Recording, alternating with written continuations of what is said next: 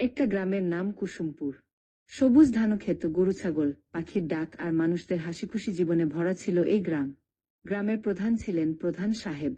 তিনি ছিলেন সৎ, ন্যায়পরায়ণ আর সবার ভরসার জায়গা। একদিন সকালে গ্রামে মাইক বাজলো আর ডাকওয়ালা বলল, শুনুন শুনুন, আজ বিকেলে গ্রামের মাঠে সভা বসবে, সবাই আসবেন। গ্রামের সবাই কৌতূহলী হয়ে মাঠে জড়ো হলো। প্রধান সাহেব বললেন, ভাই ও বোনেরা, আমাদের গ্রামের রাস্তাটা ভেঙে গেছে। স্কুলে বাচ্চারা যেতে কষ্ট পাচ্ছে। আমরা একসাথে কাজ করে এই রাস্তা মেরামত করব। কৃষক বলতেছে, ঠিকই বলেছেন প্রধান সাহেব, ধানক্ষেত থেকে ধান আনতে আমারও কষ্ট হচ্ছে। গরু চড়ানো ছেলে বলতেছে, আমার গরুগুলো কাদায় আটকে যায়। গ্রামের মহিলারাও বলতেছে, আমরা মহিলারাও সাহায্য করব, সবাই মিলে করলে কাজটা সহজ হবে। পরদিন সকাল থেকে সবাই কোদাল, বাঁশ, ঝুড়ি নিয়ে কাজে নেমে গেল।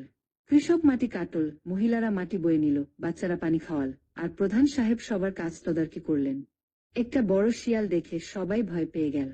কিন্তু প্রধান সাহেব শান্ত গলায় বললেন, ভয় পাবেন না, সবাই সাবধানে কাজ করুন। আমরা একসাথে থাকলে কোনো সমস্যা হবে না।